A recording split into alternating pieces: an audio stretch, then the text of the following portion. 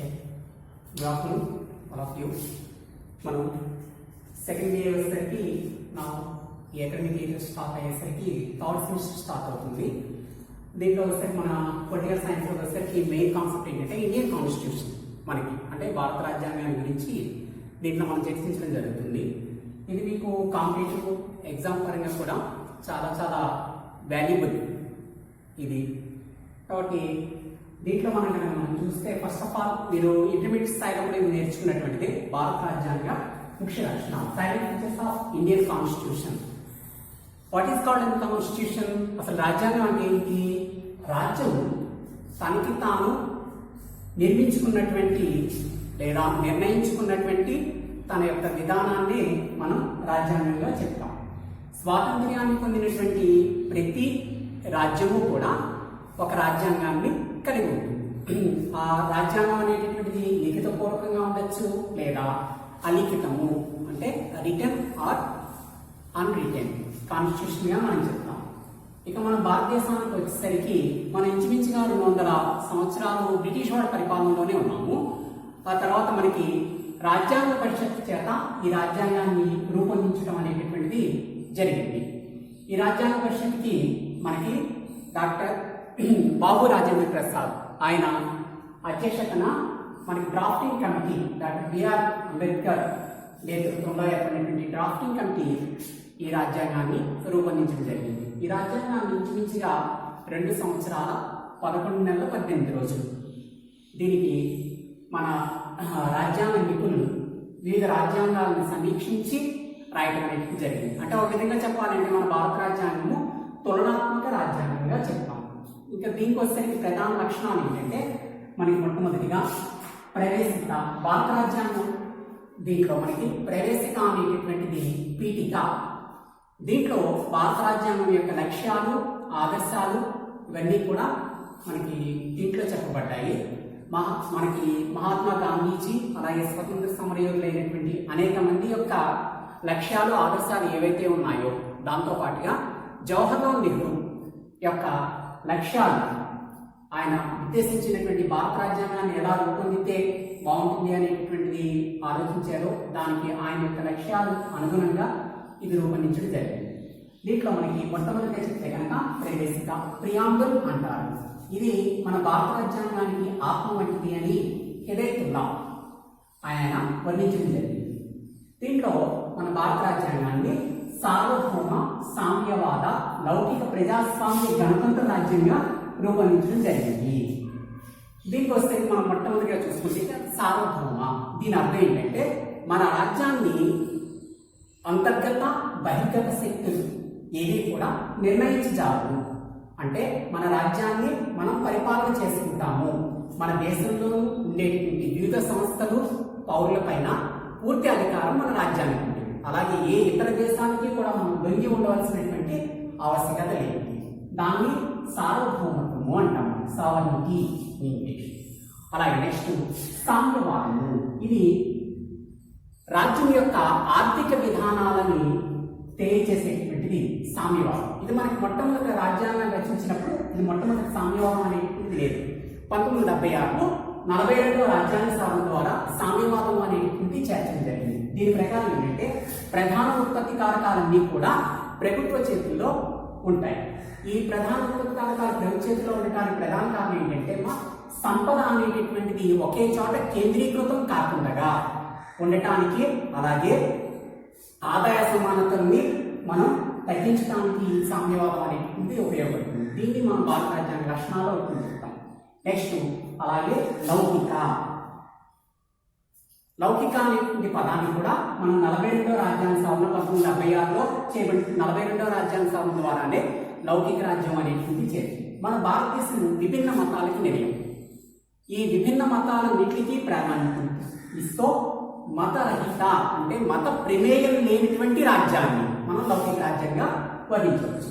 ఈ భారతదేశంలో లౌకిక రాజ్యాన్ని ఎంపిక చేసుకున్నాం. దీంట్లో భాగంగానే మనం ఈవెన్ ప్రాథమిక హక్కుల్లో కూడా మత స్వాతంత్ర్యపు హక్కును చేర్చుకొచ్చాం. లౌకిక అనేటువంటి పదానికి మనం దాన్ని సంపూర్ణమైనటువంటి ఈ హక్కును చేర్చడం ద్వారా భారత రాజ్యాంగంలో లౌకిక వాదం అనేటువంటి దానికి మనం కావించాం. ఈ లౌకిక అనేటువంటి పదము ఏ మతానికి ప్రాధాన్యతనివ్వదు. అంటే రాజ్యానికి మతం అంటే ఉండదు, అన్ని మతాలని సమాన ప్రాధాన్యత ఇస్తుంది. ప్రతి ఒక్క వ్యక్తి కూడా, మన భారతదేశంలో ఉండేటువంటి ప్రతి ఒక్క వ్యక్తి కూడా తన ఇష్టం వచ్చినటువంటి మతాన్ని స్వీకరించడానికి, ప్రచారం చేసుకోవటానికి, అలాగే శాంతి భద్రతల దృష్ట్యా ఇతర మతాలు వీటిని కించపరచకుండా ఉండటానికి లౌకికవాదంలో మనం చేర్చడం జరిగింది. నెక్స్ట్ ప్రజాస్వామ్యము. ఈ ప్రజాస్వామ్యంలో ప్రజలదే అంతిమ రాజ్యం, అంటే అంతిమ సార్వభౌమ అధికారం ఎవరిది అంటే కనుక ప్రజలదే. మనకి అంటే మనం నిర్ణయించుకునేటటువంటి, మనని పరిపాలన చేసేటటువంటి వ్యక్తుల్ని నిర్ణయించే అధికారం ప్రజలకి, వాళ్ళకి ఇవ్వబడినటువంటి వయోజన ఓటు హక్కు ద్వారా, అలా ఎన్నికల విధానము, వీటన్నిటి ద్వారా మనం ప్రజాస్వామ్యాన్ని మనం రూపొందించుకున్నాం. దీంట్లో అంతిమ సార్వభౌమాధికారం మనం ప్రజల కింద చెప్తాం. నెక్స్ట్ గణతంత్ర రాజ్యంగా మనం దీన్ని చెప్తాం.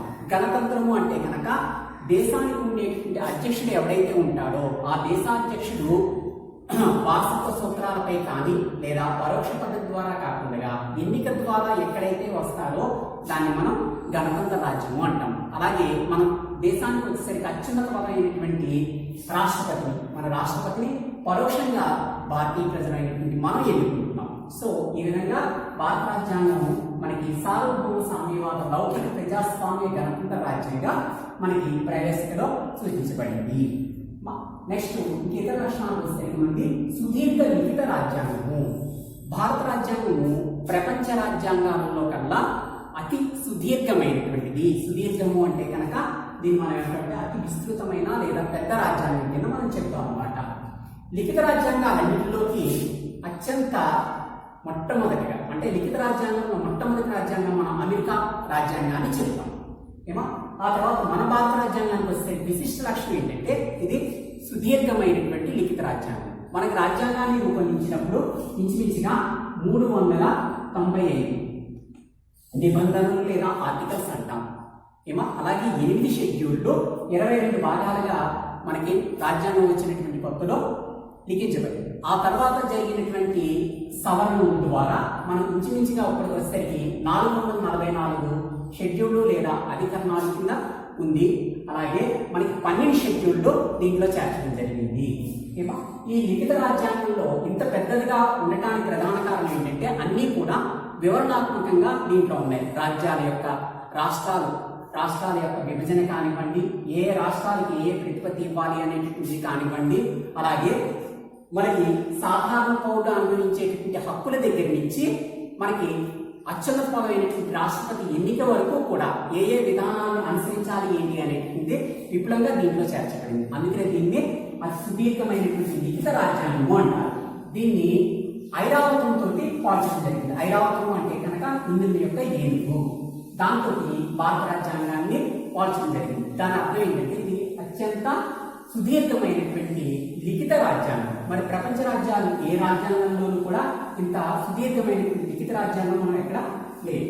నెక్స్ట్ భారత రాజ్యాంగ లక్షణాలు మరొకటి ఏంటంటే దృఢ అదృఢ రాజ్యాంగ లక్షణాల సమ్మేళనము. ఇవి మనం దక్షిణాఫ్రికా రాజ్యాంగం నుంచి దీన్ని తీసుకోవడం జరిగింది. అంటే మనకి రాజ్యాంగం అనేటటువంటిది రచించిన తర్వాత మారుతున్నటువంటి కాలానికి అనుగుణంగా మార్చవలసినటువంటి ఆవశ్యకత అనేటువంటిది ఉంటుంది ఏమో. ఆ చేంజెస్ కనుక లేకపోతే కనుక ఇప్పుడు మారుతున్నటువంటి పరిస్థితికి అనుగుణంగా మన రాజ్యాంగాన్ని సవరించుకోవాల్సినటువంటి ఆవశ్యకత ఉంటుంది. అది కనుక లేని పక్షంలో రాజ్యంలో ఉండేటటువంటి కొన్ని అంశాలు వాటి యొక్క ఉపయోగం లేకుండా పోతుంది. కాబట్టి మారుతున్నటువంటి పరిస్థితికి అనుగుణంగా రాజ్యాంగాన్ని మార్చడం, దాన్ని మనం ఏంటంటే రాజ్యాంగ సవరణ అమెండ్మెంట్ అంటాం. ఈ రాజ్యాంగ సవరణ కోసం అని చెప్పేసి మన భారతదేశంలో దృఢ అదృఢ రాజ్యాంగాలు లక్షణాలు రెండింటిని సమ్మిళితం చేసి మనకి రూపొందించడం జరిగింది. మన భారత రాజ్యాంగానికి వచ్చేసరికి అమెరికా వలె దృఢ రాజ్యాంగము కాదు, అలాగే ఇంగ్లాండ్ వలె అదృఢమైనటువంటిది కాదు. కొన్ని అంశాలని మనం ఏం చేస్తున్నాము అంటే కనుక ఈ రాజ్యాంగ సవరణ పద్ధతులు మనకి 3 రకాలైనటువంటి పద్ధతులు ఉంటాయమ్మా. దాంట్లో మొట్టమొదటి ఏంటంటే సాధారణ మెజారిటీ పద్ధతితో, అంటే మన భారత పార్లమెంట్ లో ఉండేటటువంటి ఉభయ సభల్లోనూ సాధారణ మెజారిటీతో రాజ్యాంగాన్ని సవరించవచ్చు, అంటే అమెండ్మెంట్ చేసుకోవచ్చు అనమాట. అంశాలు ఏమైనా మార్చాలి అనుకున్నా లేదా కొత్త అంశాన్ని చేర్చాలి అని అనుకున్నా సరే దాన్ని సాధారణ మెజారిటీతో, అటువంటి సాధారణ మెజారిటీతో కనుక చేస్తే ఏమో దాన్ని అదృఢమైనటువంటి అంటే సాధారణ మెజార్టీ హాజరైనటువంటి వాళ్ళల్లో సాధారణ మెజార్టీ ఉంటే చాలు రాజ్యాంగాన్ని సవరించవచ్చు. ఇటువంటి వాటిల్లో సాధ్యమైనంత వరకు రాష్ట్రాల పేర్లు మార్చడం కానీ కొత్త రాష్ట్రాలు ఏర్పాటు చేయడం కానీ ఇలాంటివి చేస్తూ ఉంటారు. ఇక రెండవ పద్ధతి ఏంటంటే ఏకపక్ష మెజారిటీ పద్ధతి అంటారు. దీంట్లోకి వచ్చేసరికి మొదటి పద్ధతి వల్లే పార్లమెంట్లోని ఉభయ సభల్లోనూ కూడా మెజారిటీ ఉండాలి. ఆ మెజారిటీ ఎలా ఉండాలి అంటే మొత్తం సభ్యుల్లో మెజారిటీగా కావాలి. అంటే ఈ రెండవ రకమైనటువంటి పద్ధతి అంత దృఢమైనటువంటిది కాదు, అదృఢమైనటువంటిది కాదు. ఇక మూడో దానికి వచ్చేసరికి భారత రాజ్యాంగం పూర్తిగా దృఢ లక్షణాన్ని కలిగి ఉంటుంది. అది ఎలా అంటే రెండవ పద్ధతి వల్లే పార్లమెంట్లోని ఉభయ సభల్లోనూ కూడా సాధారణ మెజారిటీ రావాలి. ఆ మెజారిటీ మొత్తం మెజారిటీలో అంటే 2/3 మెజారిటీ ఉండాలి. 2/3 మెజారిటీతో పాటుగా వివిధ రాష్ట్రాల్లో విధాన సభల్లో కూడా 50% రాష్ట్రాలు దాన్ని అంగీకరించాలి. అలా అయినప్పుడు మాత్రమే రాజ్యాంగాన్ని సవరించడం వీలవుతుంది. ఇక్కడ మనకి 3 రకాలైన పద్ధతులు తీసుకుంటే కనుక మొదటి పద్ధతి 2, 3.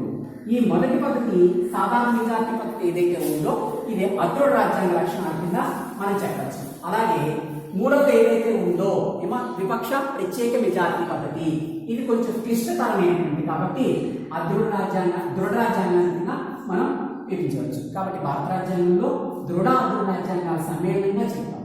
ఇక నెక్స్ట్ పార్లమెంటరీ తరహా ప్రభుత్వము. ఇది మనకి భారత రాజ్యాంగంలో పార్లమెంటరీ తరహా ప్రభుత్వాన్ని మనం బ్రిటన్ రాజ్యాంగం నుంచి గ్రహించాం. అంటే ఇంగ్లాండ్ వాళ్ళు మనం పరిపాలన చేసినప్పటికీ అప్పటికే మనకి పరిపాలనలో వాళ్ళ నుంచి చాలా వరకు అంశాలను మనం తీసుకున్నాం. దీనికి వస్తే మనకి 1935 భారత ప్రభుత్వ చట్టము 1935 ఇండియన్ గవర్నమెంట్ యాక్ట్ ఈ భారత ప్రభుత్వ చట్టంలో చాలా అంశాలు మన భారత రాజ్యాంగంలో చేర్చబడ్డాయి. దీంట్లో భాగంగానే మనం పార్లమెంటరీ తరహా ప్రభుత్వాన్ని ఎంపిక చేసుకున్నాం. ఈ పార్లమెంటరీ తరహా ప్రభుత్వంలో మనకి కేంద్ర ప్రభుత్వంలోనూ రాష్ట్ర ప్రభుత్వంలోనూ కూడా ఇక్కడికి వచ్చేసరికి ఈ పార్లమెంటరీ తరహా ప్రభుత్వంలో కార్యనిర్వాహక అధికారులు ఎవరైతే ఉన్నారో వాళ్ళు వాస్తవిక నామమాత్రం ఈ ఇద్దరు కార్యనిర్వాహక అధికారులు ఉంటారు కార్యనిర్వాహక వర్గంలో.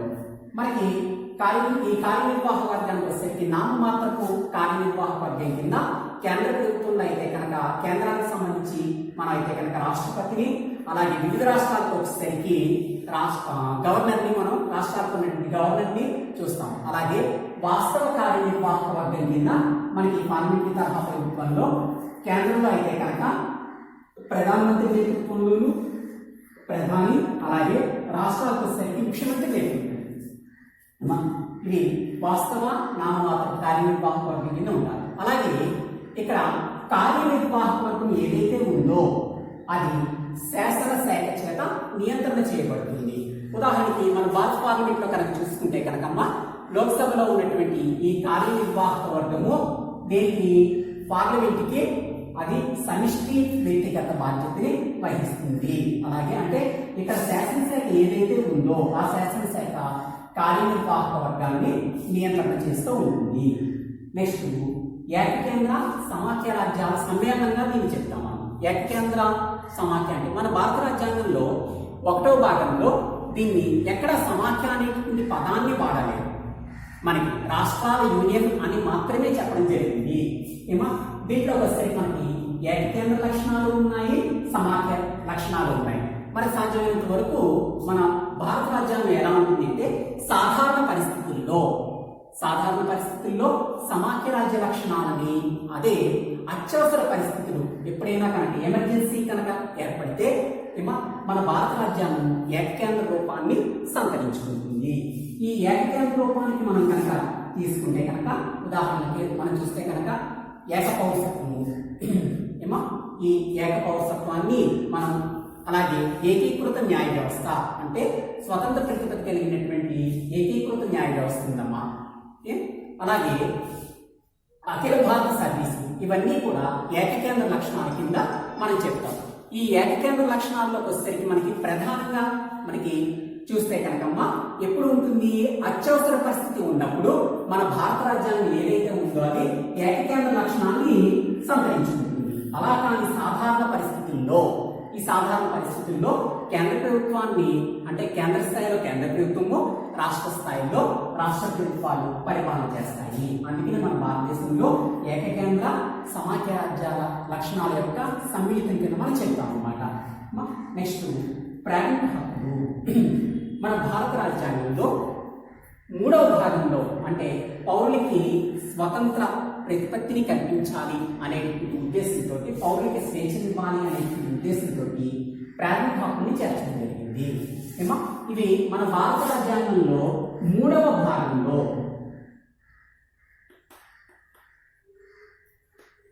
12 నుండి 35 వరకు కలిగినటువంటి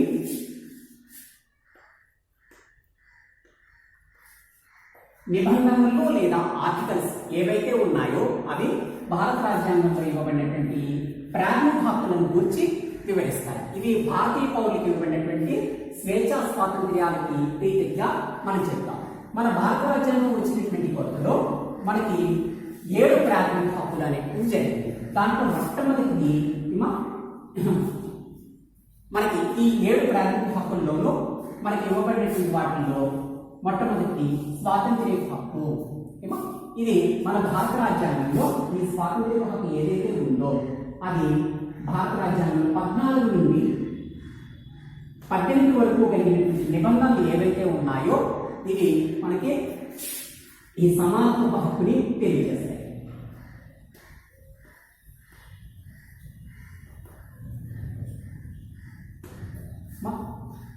సమానత్వ హక్కుని తెలియజేస్తాయి. అలాగే రెండో ప్రాథమిక హక్కు అయినటువంటి స్వేచ్ఛా హక్కు ఇది దేని తెలియజేస్తుంది అంటే 19 నుండి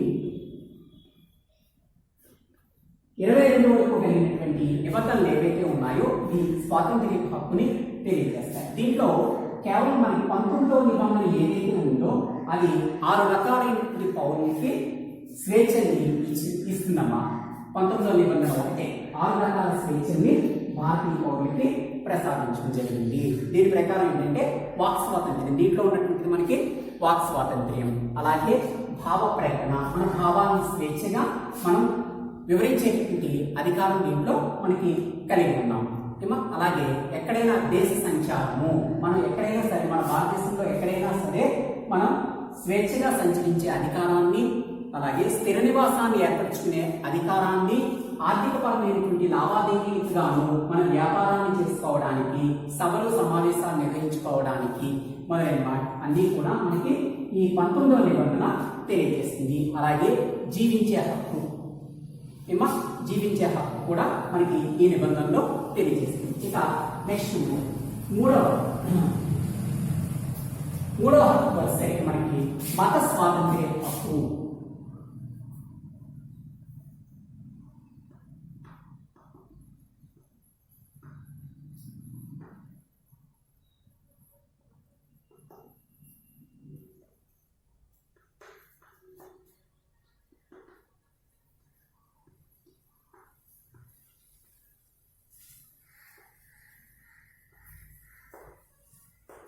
మూడవ నెంబర్ పీడనాన్ని నిరోధించే హక్కు 23-24 నిబంధనలు తెలియజేస్తాయి. ఇది వ్యక్తిని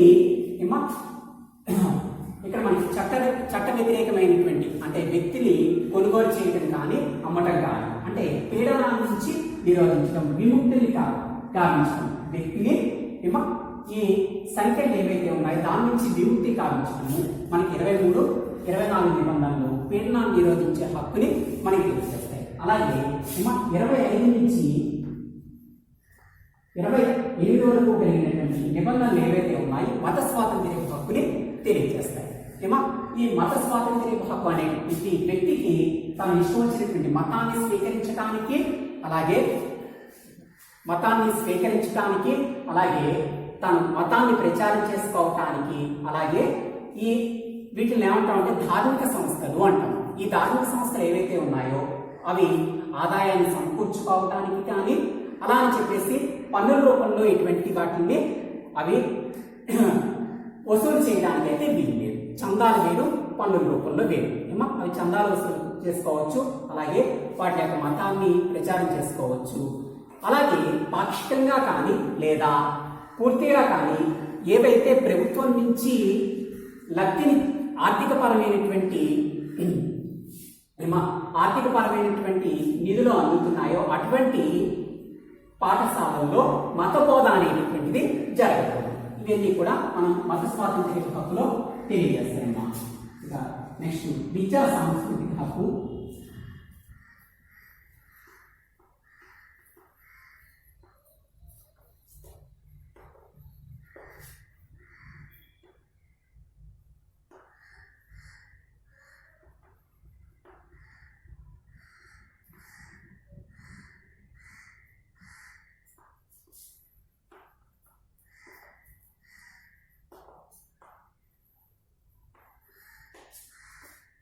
విద్యా సాంస్కృతిక హక్కు, నెక్స్ట్ ఆస్తి హక్కు, రాజ్యాంగ పరిహార హక్కు. ఇది మన భారత రాజ్యాంగం మొట్టమొదటిలో ఇవ్వబడినటువంటి ప్రాథమిక హక్కులు. అలాగే వీటిని మనం ప్రాథమిక హక్కులు వచ్చినప్పుడు వీటి గురించి విపులంగా వివరించుకుందాము. దీంట్లో ఒకసారికి మనకి ఆస్తి హక్కుని తర్వాత మనకి దీన్ని ఏం చేశారంటే శాసనపరమైన లేదా రాజ్యాంగపరమైనటువంటి హక్కు కింద మార్చడం జరిగింది. అయితే ప్రస్తుతంలో మనకి భారత రాజ్యాంగంలో మొట్టమొదటిలో రూపొందించబడినటువంటి 7 ప్రాథమిక హక్కుల్లో ప్రస్తుతం అయితే కనుక 6 ప్రాథమిక హక్కులు భారత రాజ్యాంగంలో ఉన్నాయి. నెక్స్ట్ వచ్చేసరికి ప్రాథమిక విధులు. ఇది మనకి డాక్టర్ స్వర్ణ సింగ్ కమిటీ సూచన మేరకు, అంటే ఫస్ట్ మనకి భారత రాజ్యాంగంలో ప్రాథమిక హక్కులు మాత్రమే ఇవ్వబడ్డాయి, విధులు ఇవ్వబడ్డాయి. కానీ మహాత్మా గాంధీజీ వివరించిన దాని ప్రకారం ఏంటంటే హక్కు అనేటువంటి ఎంతవరకు స్వేచ్ఛనిస్తుందో విధి లేదా బాధ్యత అనేటువంటిది లేకపోతే కనుక వ్యక్తి బాధ్యతారాహిత్యంగా వెళ్ళడానికి అవకాశం ఉంటుంది. అలాగే అప్పుడు జరిగినటువంటి సంఘటనలు కూడా ఎప్పుడైతే కనుక వీరికి స్వేచ్ఛ స్వాతంత్ర్యాలు వచ్చాయో ఆ తర్వాత మన స్వాతంత్ర్యోద్యమ స్ఫూర్తితోటి వచ్చినటువంటి అనేక ఉద్యమాలు, అలాగే మన భారతదేశంలోకి వచ్చేసరికి రాష్ట్రాలని ప్రాంతీయ లేకపోతే కనుక అంటే వివిధ ప్రాంతాల కింద విభజించడం, దీన్ని భాషాపరంగా కానీ లేదా ప్రాంతీయ అసమానతల ద్వారా కానీ మనకి భాషా ప్రేరిత రాష్ట్రాల ఏర్పాటుకి దారితీసింది ఈ ఉద్యమాలు. ఈ భాషా ప్రేరిత రాష్ట్రాల వల్ల ఏమైంది అంటే కనుకమ్మా ఈ ప్రాథమిక హక్కుల ద్వారా పొందినటువంటి స్వేచ్ఛ ఏదైతే ఉందో దాన్ని దుర్వినియోగపరచడం జరిగింది. దాంతో మనకి 1976లో 42వ రాజ్యాంగ సవరణ చట్టం ద్వారా ఈ ప్రాథమిక విధులు అనేటువంటి చేర్చడం జరిగింది. మొట్టమొదటిలో మనకి 10 ప్రాథమిక విధులు అనేటువంటి ఇవ్వడం జరిగింది. దీంట్లో భాగంగానే మనం జాతీయ పతాకాన్ని, జాతీయ గీతాన్ని గౌరవించడం అనేటువంటి, అలాగే వన్య సంరక్షణ, మహిళని గౌరవించడం అనేటువంటిది మొదలైనటువంటివి మనకి ఈ ప్రాథమిక విధుల్లో ఉన్నాయి. అంటే ప్రాథమిక విధులు అనేటువంటి పౌరులు వాళ్ళు నిర్వర్తించవలసినటువంటి బాధ్యతలుగా మనం చెప్తాము.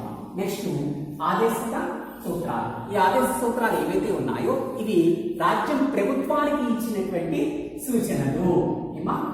ఈ ప్రాథమిక హక్కులు కానీ లేదా ప్రాథమిక విధులు, ఈ ప్రాథమిక హక్కులు ఏవైతే ఉన్నాయి ఈ ప్రాథమిక హక్కులు అనేటువంటి కంపల్సరీ. వీటిల్లో మనకి ఏదైనా ఏ హక్కుకైనా భంగం పడితే దీంట్లో ఇవ్వబడినటువంటి రాజ్యాంగ పరిహార హక్కు ద్వారా మనం తిరిగి పొందగలుగుతాం. అలాగే ఆదేశ సూత్రాల్లో మనకి సంవర్ధక సంరక్షక విధులు అంటారు. అంటే ఏమి చేయాలి ఏమి చేయకూడదు అనేటువంటి ఉంటుంది. చేయవలసింది చేయకపోయినా చేయకూడనివి చేసినా అది ఏమవుతుంది అంటే కనుకమ్మా మనం శిక్షార్హుల కింద అవుతాం.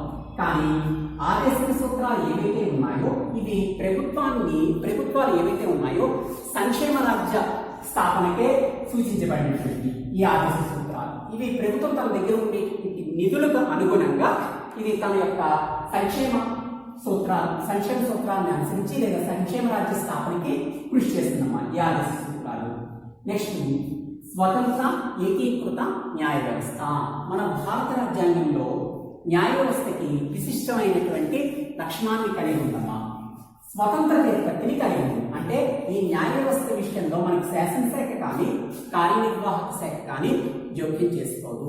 అది ఇండిపెండెంట్ గానే మనకి న్యాయ వ్యవస్థ పనిచేస్తుంది. అలాగే ఇది ఏకీకృత న్యాయ వ్యవస్థ. అంటే కేంద్ర స్థాయి లేదా మనకి పార్లమెంటరీ స్థాయిలో కనుక చూసుకుంటే కనుక అత్యున్నత న్యాయస్థానం అయినటువంటి సుప్రీంకోర్టు,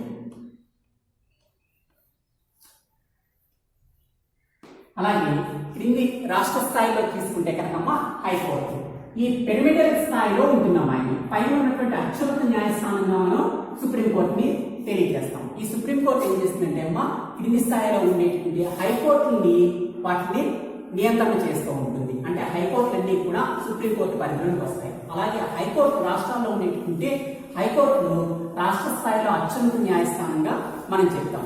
అవి క్రింది స్థాయిలో ఉండేటువంటి జిల్లా స్థాయిలో ఉండేటువంటి కోర్టుల్ని అవి నియంత్రణ చేస్తూ ఉంటాయి. అందుకనే మనకి ఏకీకృత న్యాయ వ్యవస్థగా మనం చెప్తాం. అంటే మనకి భారతదేశం అంతా కూడా ఒకే ఒక పౌర శిక్షా స్మృతి ఉంది, ఇండియన్ పీనల్ కోడ్ అంటారు. మొత్తం భారతదేశానికి అందరికీ కూడా ఒకే విధమైనటువంటి ఏకీకృత న్యాయ వ్యవస్థ ఉంది. అంటే కేంద్ర స్థాయిలో కానివ్వండి, రాష్ట్ర స్థాయిలోను లేదా జిల్లా స్థాయిలో వివిధ న్యాయ వ్యవస్థలు ఉన్నప్పటికీ కూడా ఇవన్నీ కూడా ఒకే నిబంధనల్ని ఇవి అనుసరిస్తూ ఉంటాయన్నమాట. నెక్స్ట్ సార్వజనీన వయోజన ఓటు హక్కు. మన భారత రాజ్యాంగంలో విశిష్ట లక్షణాల్లో ఇది ఒకటి మనం చెప్తామమ్మా. మన భారత రాజ్యాంగానికి వచ్చేసరికి ప్రజాస్వామ్య వ్యవస్థ అత్యున్నతమైనటువంటి ఇది ప్రజాస్వామ్య వ్యవస్థ. ఈ ప్రజాస్వామ్య వ్యవస్థ ఇంతవరకు కూడా మనం ఎక్కడ విఫలం చెందలేదు. అతిపెద్దదైనటువంటి ప్రజాస్వామ్య వ్యవస్థ మన భారతదేశంలోనే ఉంది. దీని ప్రధాన కారణం ఏంటంటే అమ్మా నియత కాలంలో ఎన్నికలు నిర్వహించడం అనేటువంటిది. దీని ప్రధాన కారణం మనకివ్వబడినటువంటి సార్వజనీన వయోజన ఓటు హక్కు. మతాన్ని కానీ కులాన్ని బట్టి కానీ లింగ వివక్షత ప్రాంతాన్ని బట్టి కానీ ఎటువంటి వివక్షత చూపకుండా మనం ఏం చేస్తామంటే భారతీయ పౌరులందరికీ కూడా నిర్ణీత వయసు దాటినటువంటి వ్యక్తులందరికీ కూడా సార్వజనీన వయోజన ఓటు హక్కుని కల్పించడం జరిగింది. ఈ సార్వజనీన వయోజన ఓటు హక్కు అనేది ఏంటంటే ప్రజాస్వామ్య వ్యవస్థకి మనం మూలంగా చెప్తాం. దీనివల్ల ఏమవుతుందంటే మనం ఎన్నికల్లో పోటీ చేయడమే కాకుండా ఎన్నికల్లో పోటీ చేసినటువంటి మన తరపున ప్రతినిధులను ఎన్నుకునేటువంటి అవకాశం కలిగిందమ్మా. ఇది మనకి భారత రాజ్యాంగం అమల్లోకి వచ్చినప్పుడు మొట్టమొదట్లో 25 సంవత్సరాలు నిండినటువంటి ప్రతి ఒక్క భారతీయ పౌరుడికి కూడా లభించింది.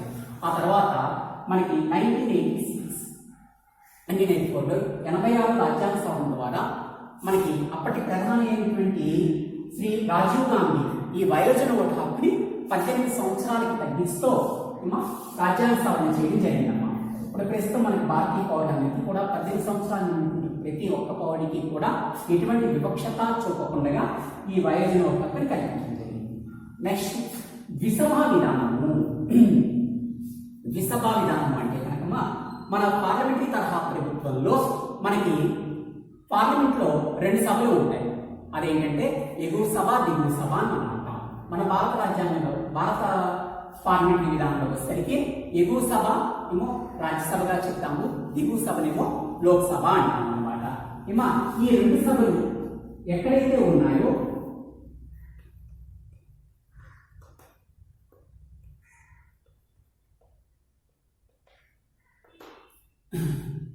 ఈ ఎగువ సభని మనం రాజ్యసభ అంటాము. అలా ఈ దిగువ సభకు వచ్చేసరికి లోక్సభ. ఎగువ సభలో ఉండేటువంటి ఎగువ సభ ఇది రాష్ట్రాల తరఫున ఉన్నటువంటి సభగా మనం చెప్తాం. అంటే రాష్ట్రాల యొక్క హక్కుల్ని కాపాడడం కోసం అని చెప్పేసి ఎగువ సభ ఉంటుందమ్మా. దిగువ సభలో ఇది ప్రజాప్రతినిధుల సభ అంటారు. మన భారత పార్లమెంట్లోకి వచ్చేసరికి ఈ లోక్సభలో మనకి 545 మంది సభ్యులు ఉంటారు.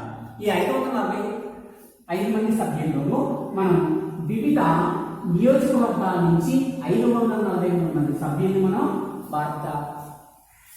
భారతదేశంలో వివిధ లోక్సభ స్థానాలు లేదా వివిధ లోక్సభ నియోజకవర్గాల నుంచి ప్రజలు లోక్సభకి ఎంపిక చేస్తారన్నమాట. ఈ దిగువ సభ ఏదైతే ఉందో ఇది ప్రజాప్రతినిధుల సభ. అంటే మన తరపున పరిపాలన చేయడానికి ఉన్నటువంటి సభ్యులతో కూడినటువంటి లోక్సభ. లోక్సభలో మెజార్టీ పార్టీ నాయకుడిగా మనని ప్రధానమంత్రి, లోక్సభలో మెజార్టీ పార్టీ నాయకుడిగా ప్రధానమంత్రిగా రాష్ట్రపతి నియామకం చేయడం జరుగుతుందమ్మా.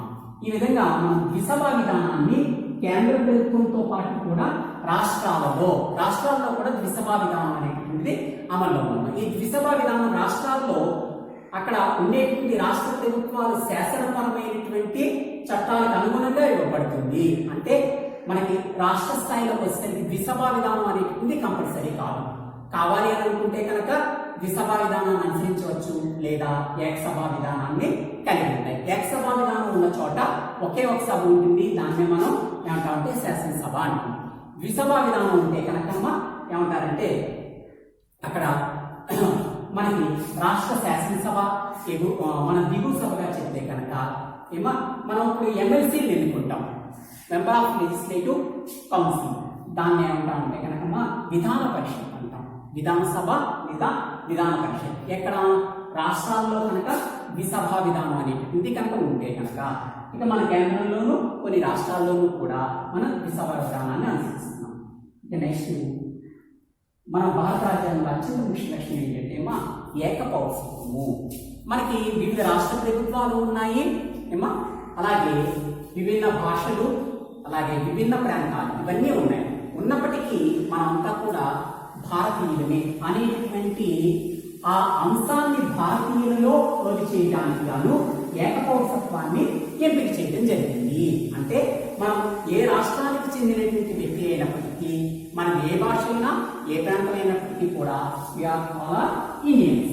ఏకపౌరసత్వాన్ని ఎంపిక చేయడంలో ప్రధాన కారణం ఏంటంటే భారతీయుల్ని అందరినీ కూడా సమైక్యపరచడానికి ఈ ఏకపౌరసత్వం అనేటువంటిది మనం ఎంపిక చేసుకున్నాం కాబట్టే భారతీయులందరూ ఒకే తాటిపై ఉండి ఎక్కడైనా సరే మన భారతదేశము విపత్కర పరిస్థితులు ఎదుర్కొన్నప్పుడు భారతీయుల అందరూ కూడా ఒకటే సంఘటితమై ఉండగలుగుతున్నాం. ఇవి మన భారత రాజ్యాంగంలో ప్రధానమైనటువంటి లక్షణాలకి మనం చెప్పుకోవాలి.